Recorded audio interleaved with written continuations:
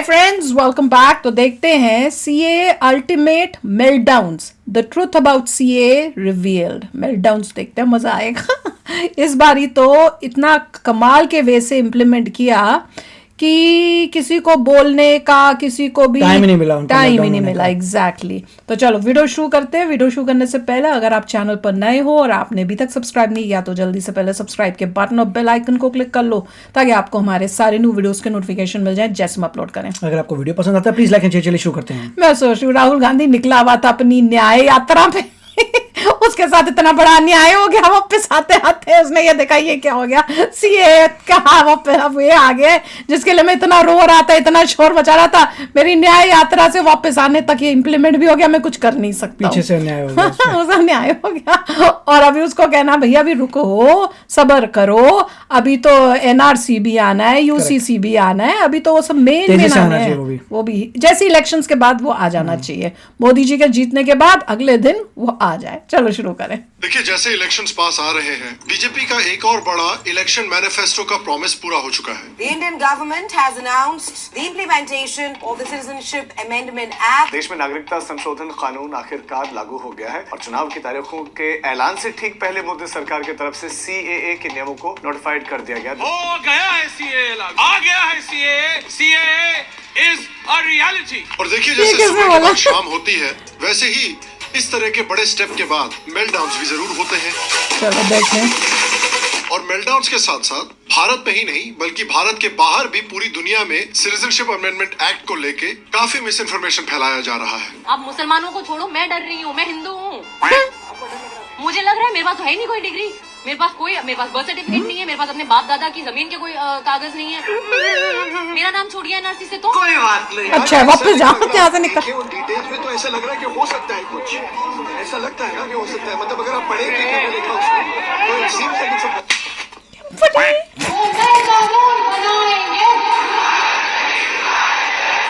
दिखाना तो पड़ेगा।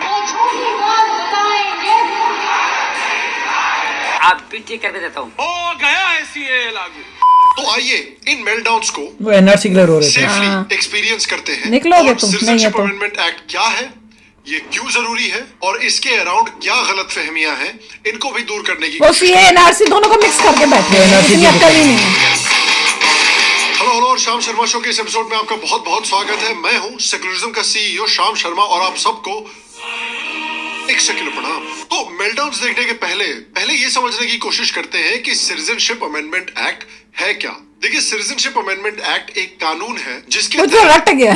बांग्लादेश, पाकिस्तान और अफगानिस्तान की जो माइनॉरिटीज हैं जैसे हिंदू, सिख, ईसाई, बुद्धिस्ट, जैन और पारसीज, जिन पर आए दिन अत्याचार होते हैं, जिनकी धीरे धीरे एथनिक क्लेंजिंग की जा रही है इन देशों से, तो इन कम्युनिटीज के लोग जो इंडिया में 31 दिसंबर 2014 या उसके पहले आकर रह रहे हैं, उनकी सिटीजनशिप फास्ट ट्रैक की जाएगी ताकि वो भारत में सेफ महसूस कर सके और एक चैन की और एक डिग्निटी की जिंदगी जी सके। हिंदू कम्युनिटी की अगर बात करें तो आप शायद जानते होंगे कि पाकिस्तान और बांग्लादेश जो एक समय पर भारत का हिस्सा थे, जहां पर हिंदू कम्युनिटी फ्लरिश कर रही थी, वहां पर आज पाकिस्तान में अराउंड 1% हिंदू बचे हैं, बांग्लादेश में मुश्किल से अराउंड 8% बचे हैं और अफगानिस्तान में तो डूब के मर जाना हो गए मोरलेस। आपने ये भी कई न्यूज देखे होंगे कि किस तरह से हजारों लड़कियों को पाकिस्तान में हर साल जबरदस्ती किडनैप करके इस्लाम में कन्वर्ट कर दिया जाता है। लोगों पर ब्लास्फेमी के नाम पर हिंसा की जाती है, मंदिर तोड़े जाते हैं। बांग्लादेश में भी इसी तरह से हिंसा कर करके, अत्याचार कर करके, जबरदस्ती कन्वर्ट कर करके फाइनली हिंदुओं को वहां से निकाला जा रहा है। ये एक्ट ऑफिशियली एक्चुअली ऑलमोस्ट 5 साल पहले 2019 में पार्लियामेंट में पास किया गया था। इस एक्ट के मुताबिक ऑलमोस्ट 30,000 लोगों को बेनिफिट्स मिलेंगे। पहले ये जो रेफ्यूजीज थे,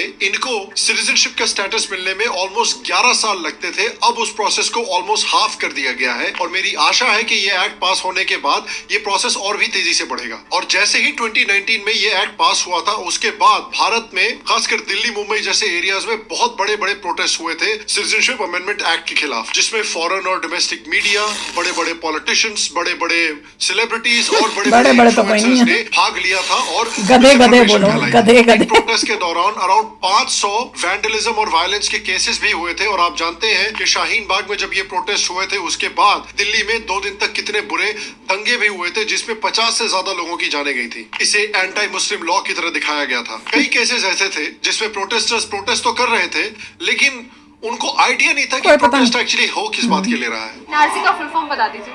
नेशनलिज्म सिटीजन। सॉरी मैं थोड़ा कंफ्यूज हूँ इसकी फुल फॉर्म से एनआरसी की। फुल फॉर्म मेरे को तो याद नहीं है पूरा। नेशनल रेजिस्टेंस ऑफ ऐसी करके बिल है। Resistance? नेशनल रेशन कार्ड क्या नहीं बोला पता है।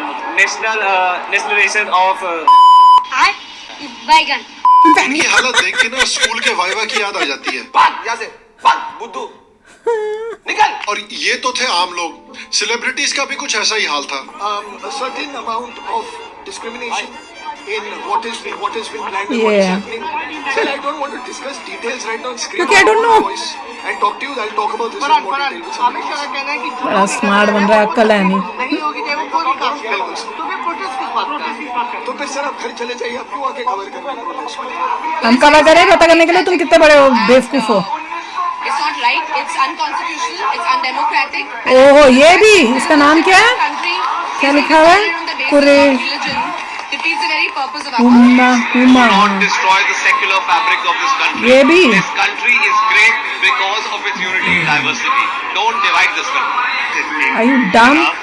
That we've gone through over the last 6 years, Mukherjee. especially since demonetization, one after the other, the policies of this government are failing. याद कीजिए जर्नलिस्ट रूबिका लियाकत ने किस तरह से स्वरा भास्कर जी को धोया था।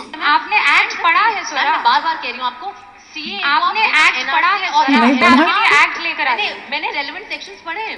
ये मैंने देखा हुआ है। ये एकदम बढ़िया Relevant रिस्पॉन्स है स्वरा section पढ़ा। जी। जब एग्जाम में फेल हो गए तो टीचर को बोलिएगा कि आप इस तरह से डिस्क्रिमिनेट मत कीजिए मेरे खिलाफ। हाँ चलिए मैंने किताब नहीं पढ़ी, मैंने सिलेबस नहीं पढ़ा, लेकिन जो रेलेवेंट पार्ट्स है वो मैंने इंस्टाग्राम रील्स पर देख लिए थे।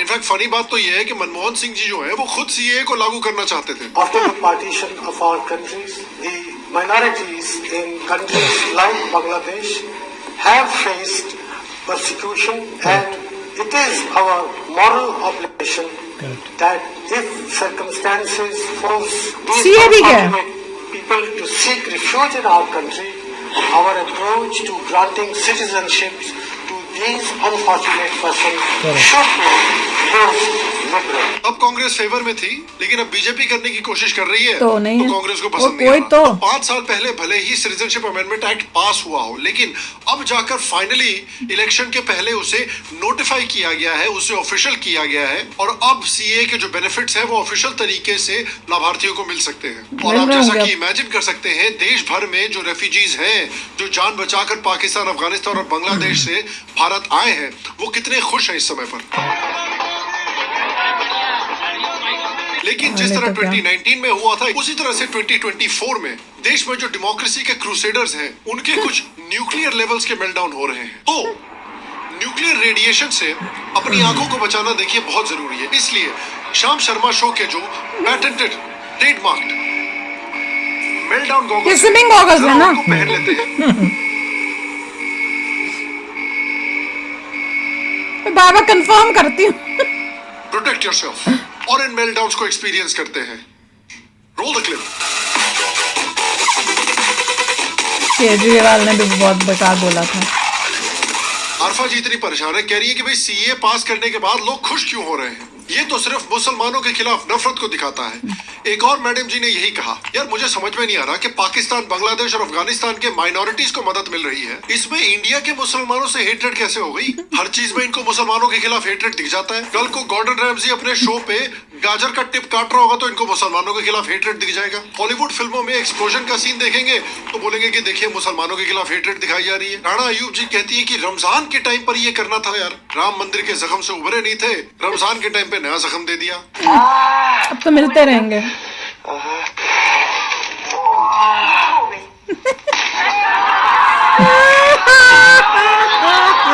लेकिन प्रॉब्लम क्या है यार? पहले तो रमजान पर डायरेक्ट एक्शन दे जैसे काम हुआ करता था।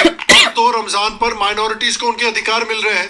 देखिए कितना चेंज आ गया है भारत में। वैसे अगर इन लोगों को लग रहा है कि मुसलमानों के खिलाफ नफरत फैलाई जा रही है तो उसका एक बहुत बढ़िया सोल्यूशन है मेरे पास। मैं पाकिस्तान, बांग्लादेश और अफगानिस्तान की गवर्नमेंट को कहता हूं कि जिस तरह से हमने भारत ने सीए पास किया है कि उनके यहाँ जिन माइनॉरिटीज को परेशान किया जा रहा है उनको भारत अपने घर में रख लेगा, उनको भारत सिटीजनशिप देगा। उसी तरह से इन देशों को भी अपना सीए लॉन्च करना चाहिए ताकि जिन लोगों को बहुत ज्यादा प्रोसिक्यूशन फेस हो रहा है पाकिस्तान चले जाएं, वो वहां पर जाकर सिटीजनशिप ले उनके लिए सकते बना हैं दी। और खुशी खुशी शरिया कानून के हिसाब से रह सकते हैं। देखिए मोटा भाई ने तो पहले ही इसका इंडिकेशन दे दिया था। ये देश का कानून है, पत्थर पर लकीर है, ये वास्तविकता है, ये लागू होगा ही होगा और इस चुनाव के पहले होगा। देखिए जब वो पीएमओ जा रहे थे तब भी उन्होंने इंडिकेशन दिया था। उनका सीए वाली हाँ देखा वही सीए 4+4+2+1 11 तारीख को।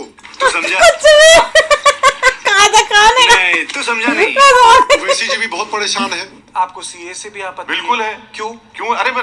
अरे भाई जमहूरियत है क्या? डिक्टेटर की हुकूमत है यहाँ पर। इसमें भी कह रहे हैं कि भाई गोडसे की आइडियोलॉजी फॉलो की जा रही है। मुझे समझ में नहीं आता, गोडसे का नाम कोई बीजेपी के मेन स्ट्रीम का लीडर नहीं लेता। ओवैसी जी लेकिन हनुमान चालीसा की तरह रोज गोडसे का नाम रटते रहते हैं। तो आप बताइए कि गोडसे से ज्यादा ऑब्सेस्ड कौन है, बीजेपी या ओवैसी जी? अगेन सबसे इंपॉर्टेंट बात ये जाननी जरूरी है कि इस कानून का भारत के नागरिकों से कोई लेना देना नहीं है। ये अभी आएगा, एनआरसी आएगा, बांग्लादेश और अफगानिस्तान से आए रेफ्यूजीज पर अप्लाई होता है। उसके बाद बवासीर कुमार रवीश कुमार जी आते हैं जो बेसिकली एक ही पोस्ट में सेक्युलरिज्म के सारे कीवर्ड्स इस्तेमाल करने की कोशिश कर रहे हैं। गोदी मीडिया, सोसाइटी अंकिल, 400 सीट, इस वाले पोस्ट को भी देखिए।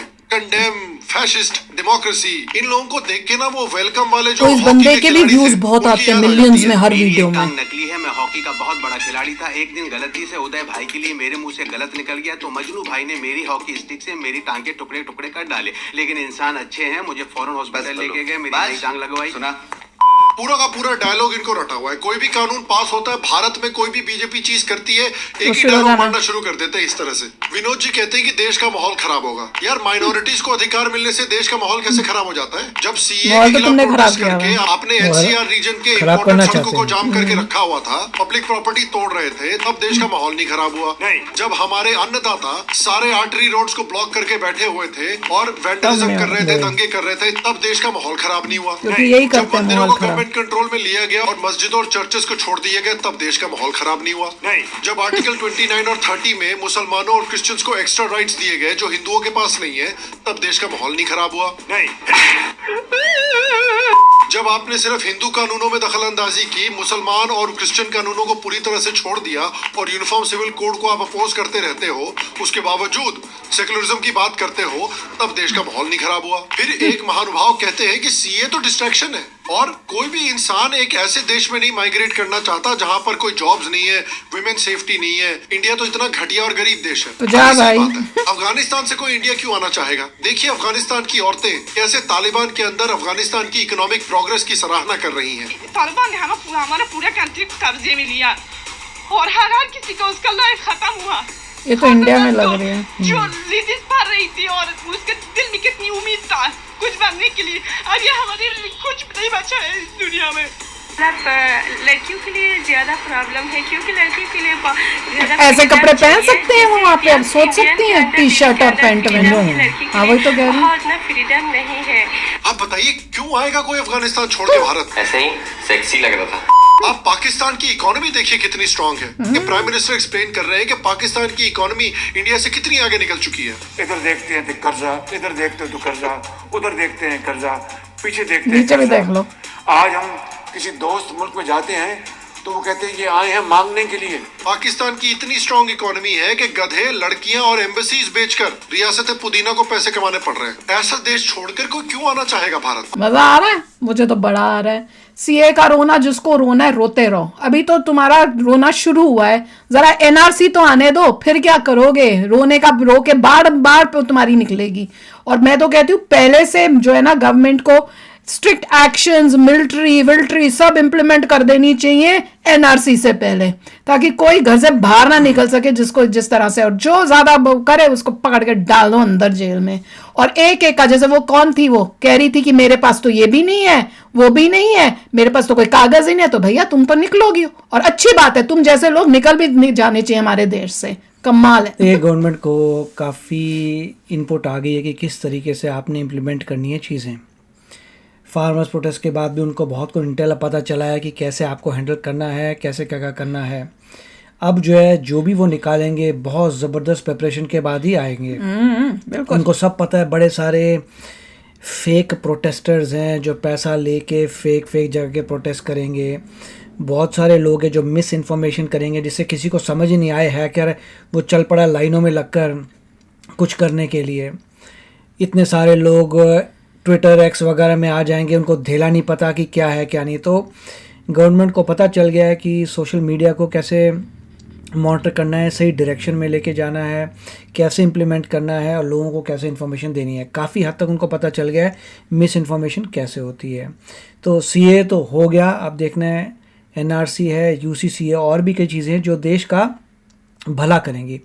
रोहिंग्या की बाय शुरू हो गई है, अभी तक क्लियर नहीं हुआ कि बांग्लादेश में उनको जा रहे हैं कि म्यांमार जा रहे हैं, वो पता चलेगा, बट प्रोसेस चालू हो गया। तो सब कुछ जो है बहुत अच्छे तरीके से हो रहा है। अगर 400 पार हो गए, पूरी एब्सोल्यूट मेजॉरिटी आ गई, उसके बाद बहुत तेज़ी से और भी चीज़ें आएंगी और देश का और भी भला होगा। बिल्कुल, बहुत इम्पोर्टेंट है देश के लिए। हर एक इंडियन को, मोदी जी को, बीजेपी को वोट देना ही चाहिए, कोई और ऑप्शन सोचो भी मत। तो चलो यार चलते। और हाँ, वैसे बहुत अच्छा एडवाइस है पाकिस्तान वालों के लिए, बांग्लादेश वालों के लिए, कि तुम भी अपना सीएए जो है ना लागू कर दो, ताकि जो भी अत्याचार हो रहे हैं मुस्लिम्स के ऊपर इंडिया में, वो तुम आराम से तुम्हारे वहां आके सिटीजनशिप ले सकें। अपना प्यार दिखाओ भैया, दिखाओ प्यार। तो चलो चलते हैं, मिलेंगे नेक्स्ट वीडियो में बहुत ही जल्द। Till then take care and bye bye. तो अगर आप मेरे इस चैनल पे नए हो तो जल्दी से सब्सक्राइब के बटन को हिट करो और बेल आइकन को क्लिक करो, ताकि आपको मेरा जब नया वीडियो मैं लगाऊं आपको उसके बारे में जल्दी से पता चल जाए।